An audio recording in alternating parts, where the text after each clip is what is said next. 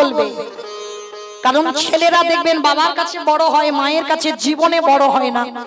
মায়ের ভালোবাসা হলো মাধুর্যের, বাবার ভালোবাসা হলো ঐশ্বর্যে। সব সময়ের জন্য বলবে ঘুম থেকে উঠে আগে আমার ধরিত্রী মাকে, মাটিটাকে একবার প্রণাম কর। কেন বাবা? ভালো করে বিচার করে দেখেন তো, সকাল হলে এই মাটিতে আমরা তো পাটা দিলাম, শুধু পা দিলাম নয়, এই মাটির উপরে বাবা কত মলমূত্র ত্যাগ করলাম। সকালবেলা এই মাটি খনন করে বীজ রোপণ করলাম, সেই বীজ অঙ্কুরিত হলো, ফসল ফলিয়ে আমরা সেবা পাচ্ছি, আমরা প্রসাদ পাচ্ছি। আবার এই মাটির উপরে কত ট্রেন, ট্রাম, বাস, কত যানবাহন চলে যাচ্ছে। তাহলে বলো তো মা, এই ধরিত্রী কত কষ্ট ভোগ করে। তাহলে সকালবেলা যদি আমার এই মাকে একবার প্রণাম না করি, প্রয়োজন নেই কোনো মন্ত্রের, শুধু একটাই কথা বললো, মা সকাল হলে তোমার বুকে আমি পা দেব, নিজ সন্তান মনে করি, তোমার চরণের দাস মনে করে তুমি আমায় ক্ষমা করে দিও। এইগুলো ছোট্ট ছোট্ট বাচ্চাদের শেখাতে হবে। প্রতিনিয়ত সকালবেলা সূর্য প্রণাম শেখাতে হবে, প্রতিদিন তুলসী গাছে জল দেওয়া শেখাতে হবে। আর সন্তান যদি এইভাবে তৈরি করতে পারো, সে সন্তান বড় হয়ে জীবনে বাবা অসৎ পথে যাবে না। কারণ আজকে লীলাই তার প্রমাণ।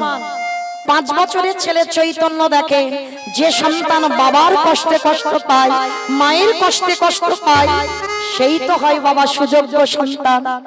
বাবার গলা জড়িয়েছে, বাবা দাও তোমার ঝোলাটা দাও তো দেখি, আমি একটু গ্রাম থেকে ভিক্ষা করে আনি। আরে বাবা পারবি? কেন পারবো না, তুমি দাও। বাবার কাছ থেকে ঝোলাটা নিয়েছে, আর ওদিকে তো ভগবান ওদেরই বাড়িতে বাবা ছদ্মবেশে বসে আছে। মনে মনে চিন্তা করছে, হায় হায় হায় হায়, এলাম ওর বাবাকে পরীক্ষা করতে, ও বেটা এখন সামনে বাঁধা হয়ে দাঁড়াচ্ছে। যাই ওকে একবার একটু ঘষে মেজে নি, দেখি কত বড় ভক্ত। এইবার ভগবান ভালো করে ঘষে মেজে নিচ্ছে। কিরকম দেখেন, ওদেরই বাড়িতে বসে ভগবান একটা বটুর মূর্তি বের করেছে নিজের দেহ থেকে। তার তো অভাব নাই কিছু, যখন যেটা খুশি মনে করবে পারবে। পৃথিবীটাকে একটা সেকেন্ডে ধ্বংস করে দিতে পারবে। আজকের বটু হয়েছে, আর বটু হয়ে বাবা গোটা গ্রাম ভিক্ষা করে নিয়ে চলে এসেছে। আচ্ছা বলো তো মা, একটা ছেলে যদি 5 মিনিট আগে আপনাদের বাড়িতে থেকে ভিক্ষা করে নিয়ে যায় গোটা গ্রাম থেকে, আবার যদি সেই ছেলেটা 5 মিনিট পরে আসে, আপনারা দেবেন? মেরে তারা করবে না? আজকের বটুর জীবনের দুর্গতিটা দেখে। ভগবান তো ওর রূপ ধরে গোটা গ্রাম ভিক্ষা করে নিয়ে চলে গেছে। এইবার আসল বটু যাচ্ছে ব্রজমাদের দরজায়। কৃষ্ণ ছাড়া কে আছে আমার, বিশ্ব চরাচর মাঝে, বিশ্ব চরাচর মাঝে কৃষ্ণ ছাড়া কে আছে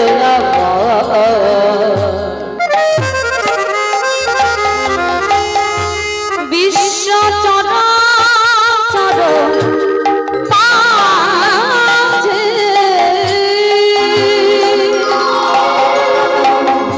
বিশ্ব চরাচর মাঝে সে ছিল আমার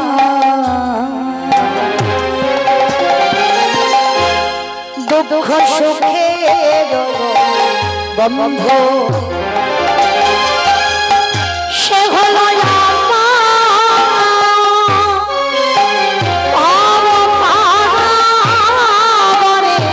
সিন্ধু, সে ছিল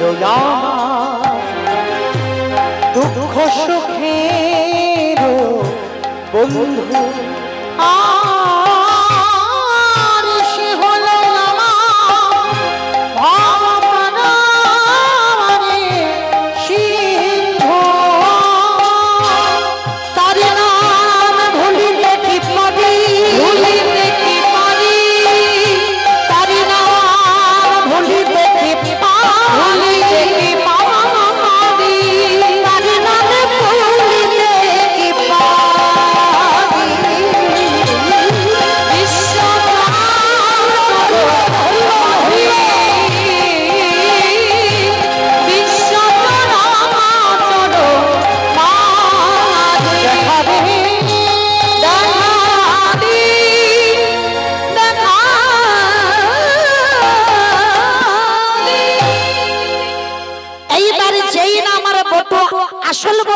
ব্রজমাদের দরজায় দাঁড়িয়েছে। সমস্ত ব্রজমায়েরা বলেন, সকালবেলা তোর বাবা ভিক্ষা করে নিয়ে গেল, তুই 5 মিনিট আগে ভিক্ষা করে নিয়ে গেলি, আবার তোর বাবা তোকে পাঠিয়েছে, দেখাচ্ছি মজা তোকে, দাঁড়া। সমস্ত মায়েরা বেতের বাড়ি নিয়ে বটুকে বেতের আঘাত, দূর হয়ে যা, বেরিয়ে যা, কৃষ্ণ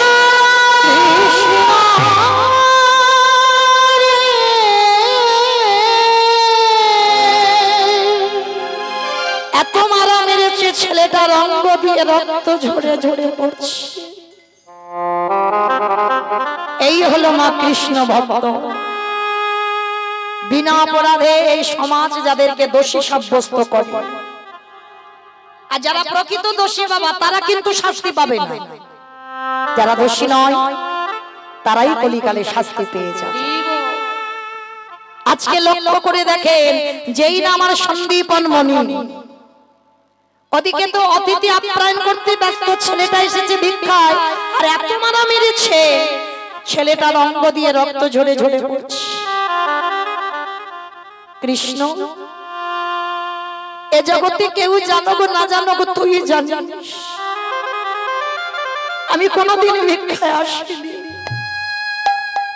আজ আমি প্রথম এসেছি, কিন্তু এরা বলছে আমি নাকি কতক্ষণ আগে এসেছিলাম। তুই বল আমি কি এসেছিলাম কোনোদিন? আজকে তো নতুন আমি এলাম। তবে শোন কৃষ্ণ, কেউ জানুক না জানুক তুই আমার মনের কথা, মনের ব্যথা বেদনা জানিস। আজকের অতিথি সেবা যদি দিতে না পারি, এই জীবনটা আমি ওই যমুনার জলে ত্যাগ করব। বাবা ঠাকুর ভগবান ভয় পায় কখন? প্রকৃত ভক্তের কাছে। ভক্তই পারে ভগবানকে মারতে, ভক্তই পারে ভগবানকে চোখ রাঙাতে, ভক্তই পারে ভগবানকে শাসন করতে, কারণ ভগবান ওই জায়গাটাই দুর্বল।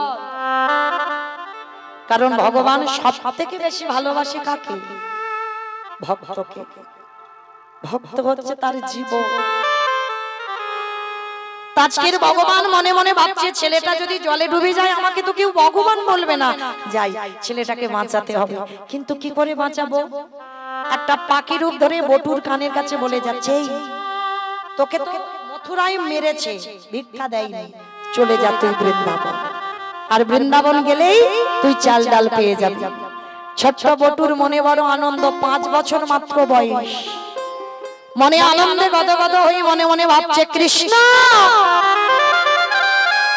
তোর এত অহিতুকি কৃপা যে তুই আজকে আমার কথা ভেবে আমার বৃন্দাবনের কথা মনে করিয়ে দিলি। ঠিক আছে, আমি যাবো বৃন্দাবনে, গিয়ে চাল ডাল আনবো। ছুটতে ছুটতে ছেলে যা যমুনার ঘাট। ওমা, এত বড় যমুনা আমি পার হবো কি করে? কি গো মাইরা, এত বড় যমুনা নদী পার হওয়া যায়? ছেলেটা তো 5 বছর বয়স, সাঁতার জানে না। সন্ধ্যা হয়ে গেছে, নৌকা নাই আর মাঝি নাই, তাহলে মা বাবা পার হবে কি করে? বলো মা, পার হবে কি করে? সাঁতার জানে না, নৌকা নাই, মাঝি নাই, এত বড় নদী পার হবে কি করে? পার হতে পারবে? পারবে না? পারবে। কিসে? বিশ্বাস। ভগবানের প্রতি তোমার অহিতুকি বিশ্বাসটা থাকতে হবে। ছোট্ট 5 বছরের ছেলে বলে উঠলেন অজান্তে, কি রে কৃষ্ণ, শুনেছি যারা যারা বিপদে পড়ে তোর নাম করলে তুই নাকি পার করে দিস। তাহলে আজকে আমি সাঁতার জানি না তো কি হয়েছে? আমার নদীতে নৌকা নাই, মাঝি নাই তো কি হয়েছে? আমার বিশ্বাসটা তো আছে। বাবা, এই বিশ্বাসটা যদি ভগবানের প্রতি থাকে না, তুমি পৃথিবীটাকে লয় প্রলয় করে দিতে পারো, কিন্তু ভগবান চরণে তোমার বিশ্বাসটা থাকতে হবে। তাই বিশ্বাসের কথা বলতে গিয়ে বাবা একটা কথা বলে পড়ে গেল, ছোট করে বলবো। একটা বৈষ্ণব মানুষ বিশাল একটা বড় মোটা গাছে, মানে মোটা তেঁতুল গাছ, মানে পুরানো, তো বৈষ্ণব ঠাকুর ওই মালাতে নাম জপ করছে আর মালাতে নাম করছে। হঠাৎ দেবর্ষি নারদ পাশ দিয়ে যাচ্ছে, যেতে যেতে নারদকে দেখতে পেয়েছে বৈষ্ণব ঠাকুর, আর দেখতে পেয়ে বলছে, ও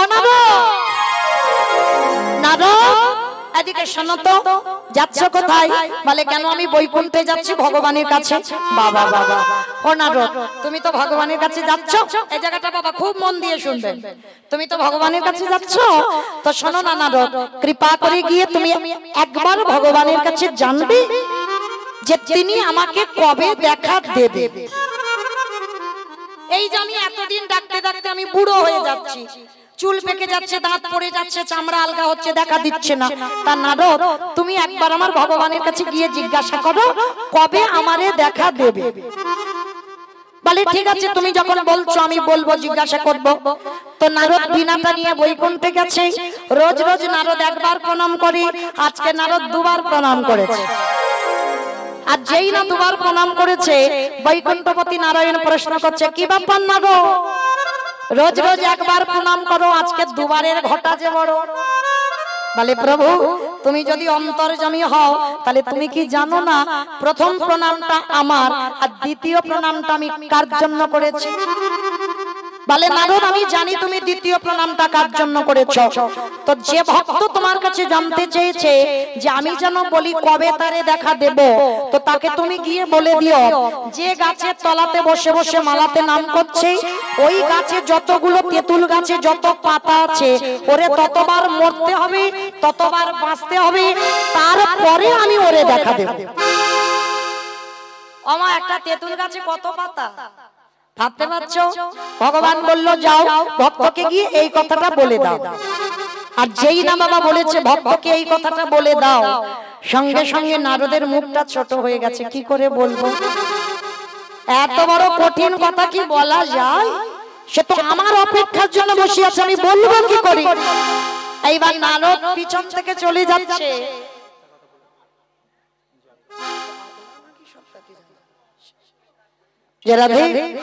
আমার ভক্তবৃন্দরা যাচ্ছে বাবা আপনাদের চরণে, যার যেমন ক্ষমতা, যার যেমন সামর্থ্য, আপনারা ওদের আঁচলে একটু ভিক্ষা দেবেন। প্রেম সে বলো নিতাই গৌর প্রেমানন্দে হরি বল। এইবার যেই না বাবা দেবর্ষি নারদ চলে যাচ্ছে, সেই মর্তধামের ভক্তটি নাম করতে করতে নারদকে দেখতে পেয়েছে। আরে ও নারদ, এদিকে এসো, এদিকে এসো। চলে যাচ্ছে যে বড়, বলে গেলে না কবে প্রভু আমার দেখা দেবে? তার নারদ মুখটা ছোট করে মাথাটা নিচু। কি হয়েছে তোমার? কি এমন কথা বলেছে? তুমি মুখটা তো ভার করে আছো। নারদ মুনি বলছে যে কথা বলেছে সেই প্রশ্নের উত্তরটা আমি দিতে পারছি না। বলে কেন পারছো না? বলো, আমি তৈরি হয়ে আছি শুনবার জন্য, বলো আমার প্রভু কি বললো। তা নারদ বলছে শোনো, প্রভু বলল যে এই যে মোটা তেঁতুল গাছে যতগুলো পাতা আছে ততবার তোমাকে মরতে হবে, ততবার তোমাকে বাঁচতে হবে, তারপরে আমার ভগবান তোমারে দেখা দেবে। যেই না কথাটা বলা, ওই বৈষ্ণব ঠাকুর নামের মালাটা হাতে করে নিয়ে বলি হরে কৃষ্ণ হরে কৃষ্ণ কৃষ্ণ কৃষ্ণ হরে হরে রাম হরে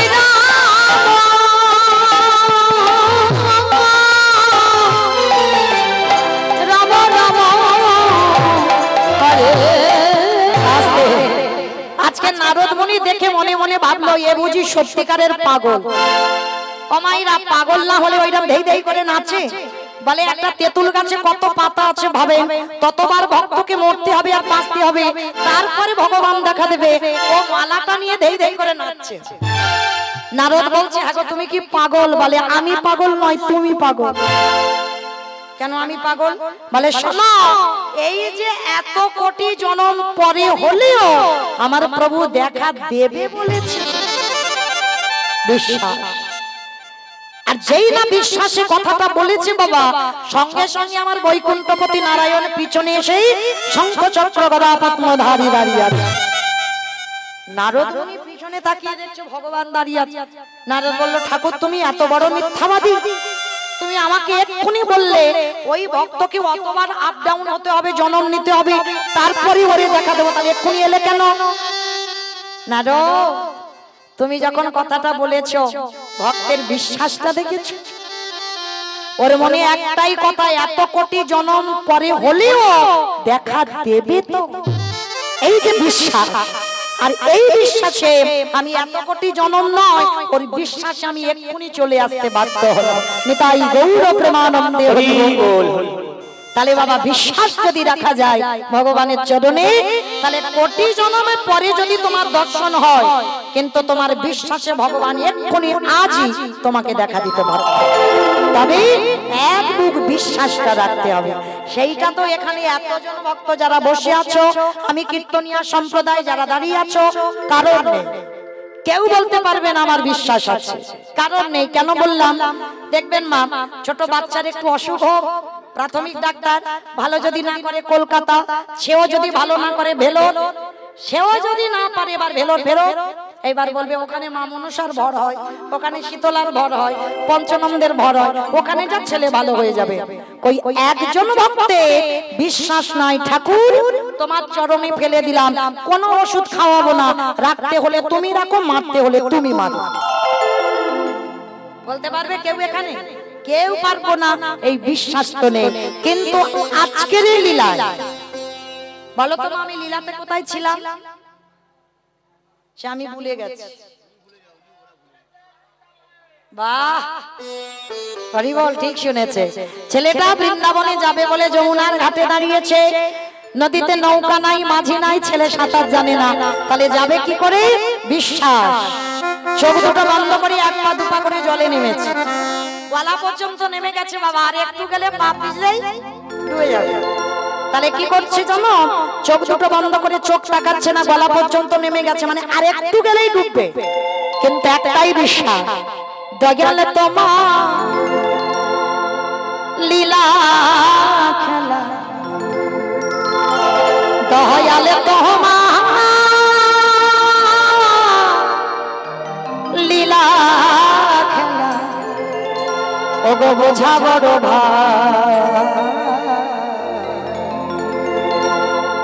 দিনের বন্ধু করুণা সিন্ধু,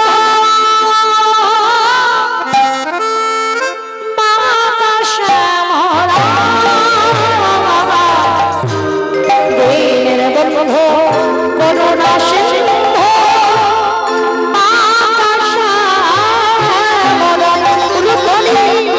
দয়াল তোমার লীলা, দয়াল তোমার লীলা বোঝা বড়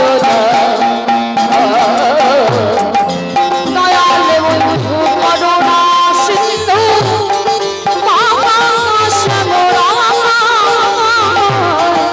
দয়াল বন্ধু করুণা সিন্ধু, তুমি তো সেই ব্রজের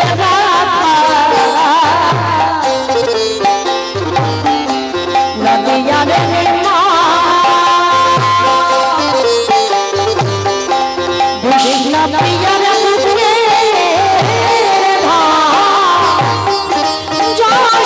যশোদার জীবন,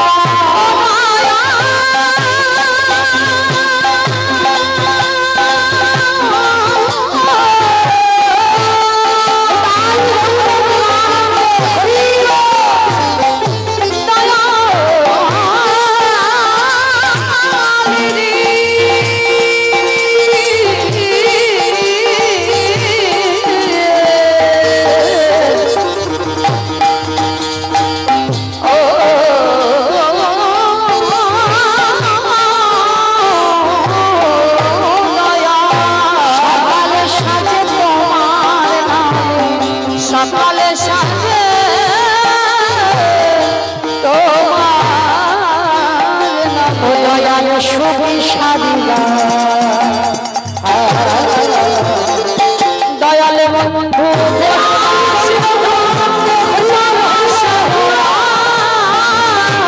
দয়াল বন্ধু করুণা সিন্ধু,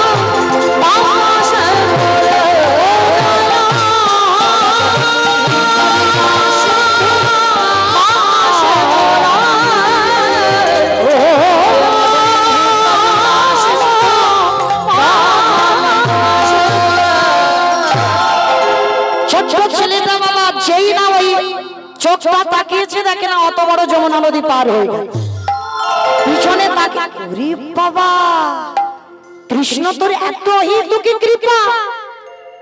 মা পূর্ণমাসীর ঘরে গেল, চাল ডাল আলু সবজি সব পেয়ে গেছে, আবার তো নদী পার হয়ে বাড়ি ফিরতে হবে। ভগবান মনে মনে করছে বেটা তো ঠিক জোগাড় করে নিল, কিন্তু এত তাড়াতাড়ি আমি খাবো না, আর একটু যাচাই করতে হবে কিরকম। ভগবান এবার কুর্ম হয়ে জলের তলায় বসে আছে। আমার কুর্ম মানে কি গো? কচ্ছপ। কুর্ম মানে কচ্ছপ। চুপটি করে বসে আছে জলের তলায়, আর ছেলেটা তো জানে না। নাচতে নাচতে নাচতে নাচতে নাচতে নাচতে পাটা পড়তো পর বাবা কচ্ছপের পিঠে। আমার কচ্ছপ দেখেছো, পিঠটা পিছল মতো, যেই না পাটা পড়লো পা পিছলে একেবারে জল। আর যেই না জলে পড়ে গেল, সঙ্গে সঙ্গে মাথা থেকে চাল ডালের পুটলিটা ডুবে গেল। আর যেই ডুবে গেল, ওদের বাড়িতে বসে ভগবান সবটাই হরণ করে। আর ছেলেটা চাল ডালটা পাচ্ছে না, গলা পর্যন্ত নেমে খোঁজাখুঁজি করছে, কোথায় গেল আমার চাল ডাল, আমি পাবো কি করে চাল ডাল, আমি অতিথির সেবা দেব কি করে। যখন পাচ্ছে না মনে মনে করলো ঠিক আছে, মার যখন এত খিদে, শোনো যমুনা মা, তোর যখন এত লোভ এত লালসা, এবার আমার জীবনটাকে তোর খেতে হবে। ছেলেটা প্রাণ ত্যাগ করবে, ভগবান ওদেরই বাড়িতে ধ্যানে ত্রিনয়নে দেখতে পাচ্ছে। উরি বাবা, ভক্ত যদি মরে যায় আমারে ভগবান কেউ বলবে না। কিরম বদমাস দেখেছো, একবার করে ভক্তকে বিপদে ঠেলে দিচ্ছে আর একবার করে বাঁচাচ্ছে। এইটা ওরই চালাকি, কারণ ভগবান কারোর একার নয় বাবা। কেউ যদি মনে করো আমার একার, ভুল।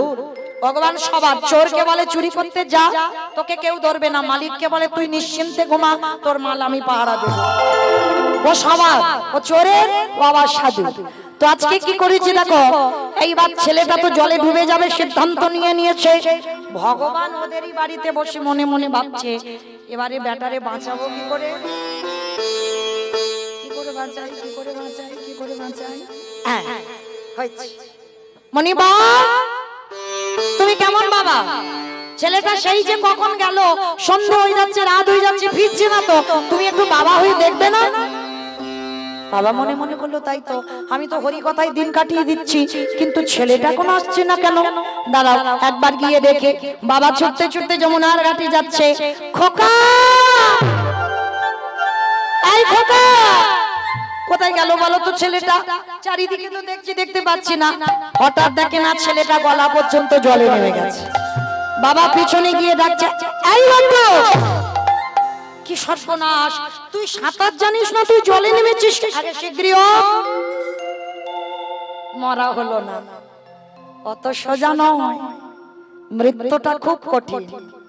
কেউ যদি বলে বাবা আমি এক্ষুনি মরবো, এই ধরো না আমি মৌমিতা রোজ রোজ কীর্তন গাইতে আর ভালো লাগে না, মনে হয় আমি এক্ষুনি মরে যাই, মরতে পারবো? অত সোজা। এই দেখো বলে বিষ খেলেই হয়ে যাবে, বিষ খেলে মরা যায়? বিষ খাবে খাবে, আড়ালে গিয়ে খাও। কেউ যদি একবার দেখে ফেলে আর একবার যদি হাসপাতাল থেকে ফিরে আসে না, ও আর জীবনে বিষ খাবে, তাই না? তাহলে খেয়ে যে মরবে এটা নয়। যা লেখার বাবা এই জায়গাটা লেখা হয়ে গেছে, এ নতুন করে আর লিখবে না। তো লক্ষ্য করেন, এই পৃথিবীতে কে যে কিভাবে মরবে এখানে কেউ বলতে পারবে না। কি বাবা বলতে পারবো আমি কীর্তন গাইতে গাইতে মরবো, না রাস্তায় যেতে যেতে অ্যাক্সিডেন্টে মরবো, না স্ট্রোক হয়ে মরবো, না অসুস্থ হয়ে মরবো, কি করে মরবো বলতে পারবো? পারবো না। কিন্তু শাস্ত্র বলছে কেউ খেয়ে মরে, কেউ খাইয়ে মরে, কেউ নিয়ে মরে, কেউ দিয়ে মরে, কেউ শুনে মরে, কেউ দেখে মরে, কেউ বলে মরে, কেউ ভালোবেসে মরে। এই যে কথাগুলো বাবা, একটা কথা গ্রন্থের বাইরে যাবে না। কারণ জানা যদি থাকে বাবা একটু বলতে পারবেন কেমন? বলো তো, খেয়ে মরেছিল কে? বকাসুর। খেয়ে মরেনি? কৃষ্ণ গোষ্ঠে গেল, এমন করে ঠোঁটটা পেতে দিয়েছিল একেবারে বকাসুরের মুখের ভিতরে চলে গেল, আর সেইখানে বকাসুর বধ হয়ে গেল। তাহলে খেয়েই মরণ হলো। পরেরটা সবাই বলতে পারবে, তবে একটু ভাবতে হবে। খাইয়ে মরেছিল কে? পুতনা। জানি তো পারবে। পুতনা। 6 দিনের ছেলে কৃষ্ণ, পুতনা স্তনে বিষ মাখালো, আর এমন করে কৃষ্ণ টান দিল, পুতনা হরিবল হয়ে গেল। তাহলে খেয়ে মরলো, খাইয়ে মরলো, নিয়ে মরেছিল কে? আমি অপশন দেব, আপনারা খুঁজে বের করবেন কেমন? রামায়ণ। রাবণ। বাহ, রাবণ। কেন? সীতা চুরি করলো, যার জন্য রাবণের 1 লক্ষ ছেলে বা লক্ষ নাতি বংশে বাতি দেওয়ার মতো কেউ রইল। তাহলে খেয়ে মরলো, খাইয়ে মরলো, নিয়ে মরলো, আর দিয়ে মরেছিল কে? অপশন মহাভারত। একটু ভাবলেই পেয়ে যাবে, কারণ আমরা দক্ষিণ 24 পরগনার মানুষ, শাস্ত্র জ্ঞান।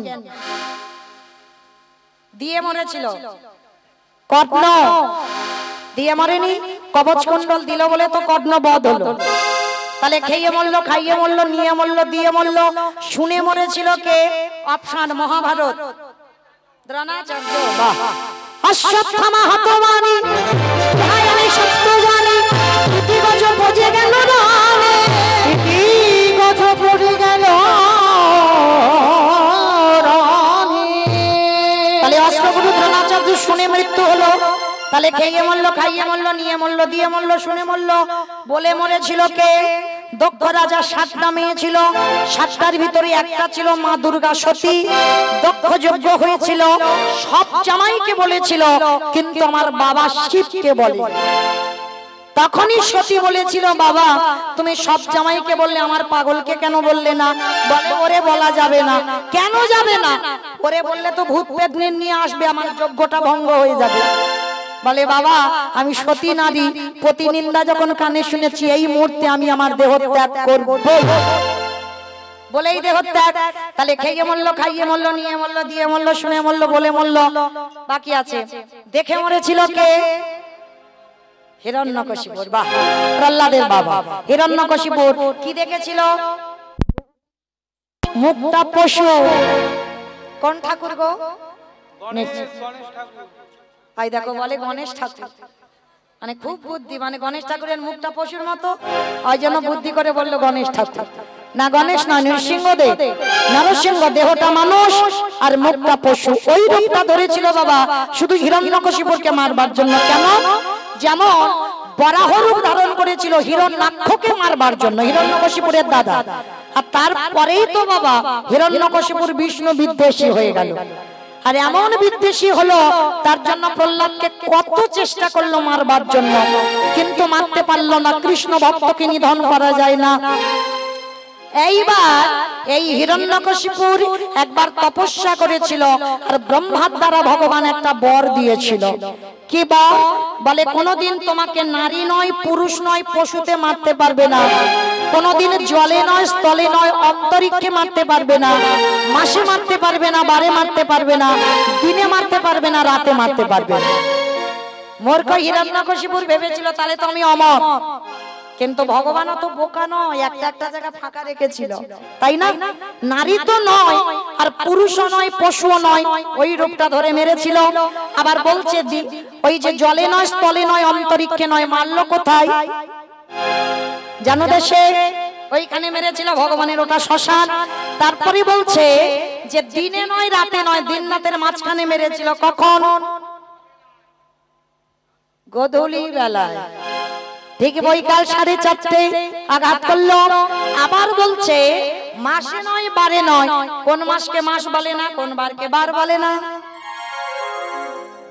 বলো। মল মাস। বাহ, মল মাস পুরুষোত্তম মাস। এই মাসটাকে মহাজনেরা বলছেন মাসের মধ্যে ধরছে না, বারের মধ্যে ধরছে না। ওই মল মাসে হিরণ্যকশিপুর বধ হলো। আর ওই প্রতীক স্তম্ভ থেকে ওই রূপটা ধরে হিরণ্যকশিপুর দেখেই প্রাণ চলে গেল। তাহলে খেয়ে মরলো, খাইয়ে মরলো, নিয়ে মরলো, দিয়ে মরলো, শুনে মরলো, বলে মরলো, দেখে মরলো। আর একটা বাকি আছে, ভালোবেসে মরেছিল কে? বলো।